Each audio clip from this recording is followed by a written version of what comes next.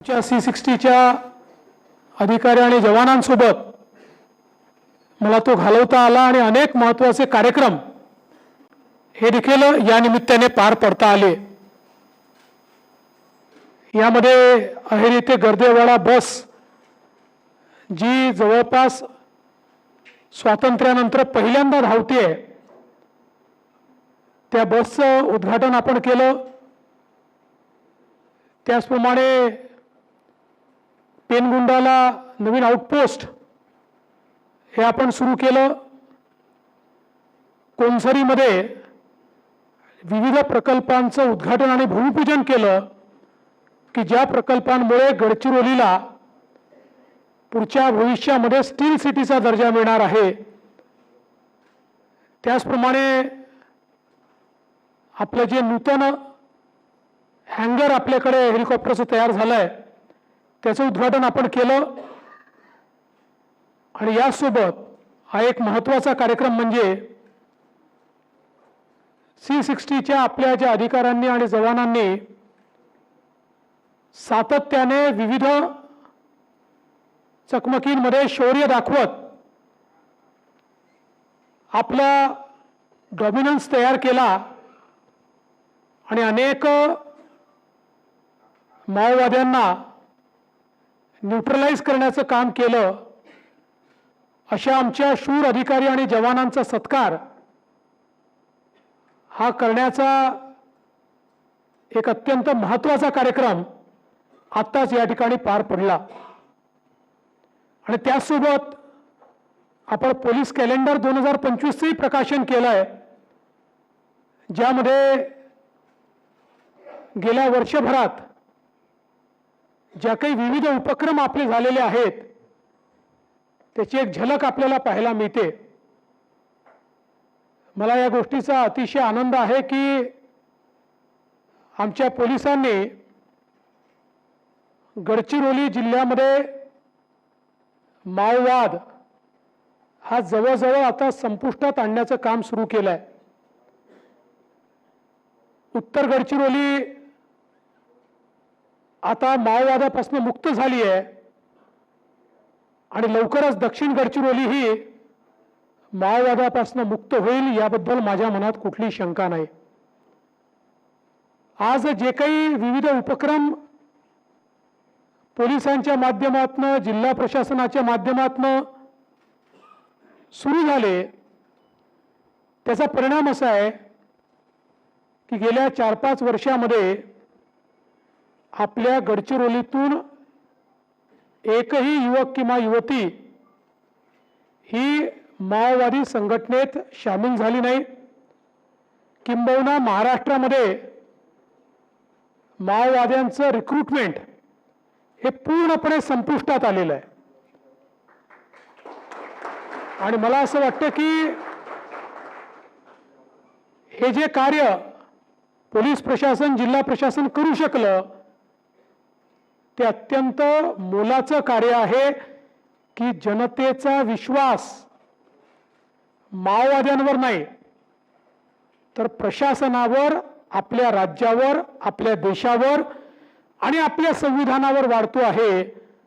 आणि त्यामुळेच आता कोणीही संविधान विरोधी चळवळीत जायला तयार नाही हे आपल्याला या ठिकाणी पाहायला मिळतंय।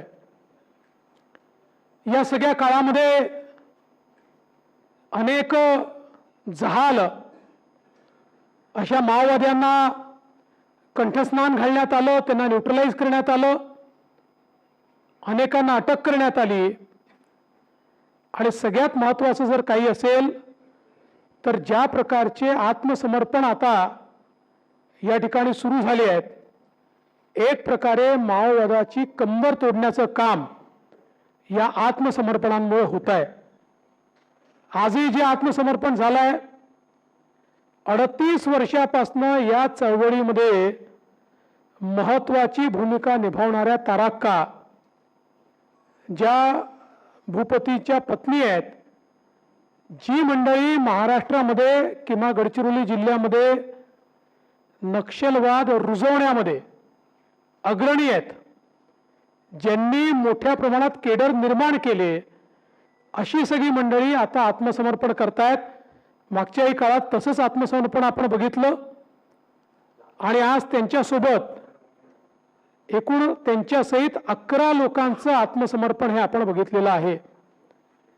मला असं वाटतं की आता हा जो काही माओवाद आहे हा कुठलाही विचार नाही, कुठलाही आचार नाही, केवळ भारताच्या व्यवस्थेवर, आमच्या संविधानावर विश्वास नाही अशा प्रकारच्या मंडळींनी अराजकता तयार करण्याकरता हे अभियान उभारलं.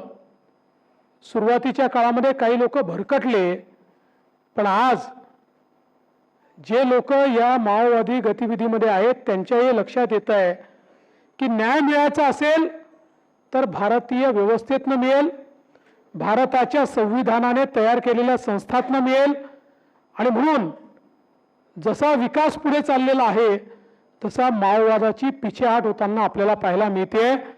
आणि मला विश्वास आहे की जे शौर्य आमची C60 या ठिकाणी दाखवते, सोबत काही सेंट्रल फोर्सेसही दाखवत आहेत, याच्यामुळे येत्या काळामध्ये माओवाद महाराष्ट्रातनं हद्दपार झालेला आपल्याला दिसेल, तो पूर्णपणे संपलेला आपल्याला दिसेल. मी या निमित्ताने देशाचे प्रधानमंत्री माननीय नरेंद्र मोदीजी आणि देशाचे गृहमंत्री माननीय अमित शहा साहेब या दोघांचे याकरता आभार मानतो की या लढ्यामध्ये अत्यंत मोलाची मदत ही केंद्र सरकारच्या माध्यमातून आपल्याला मिळते. या ठिकाणी कनेक्टिव्हिटी तयार करण्याकरता रस्ते असतील, पुलं असतील, मोबाईलचे टावर असतील, या सगळ्या गोष्टींमध्ये वेगवेगळ्या प्रकारच्या अनुदानांच्या माध्यमातून आणि त्यासोबत सगळ्यात महत्त्वाचं की गृहमंत्री अमित शहा साहेबांनी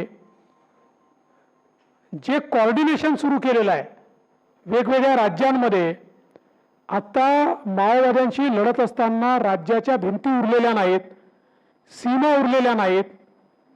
जिथे जो ऑपरेशन करू शकतो तो ऑपरेशन करतोय.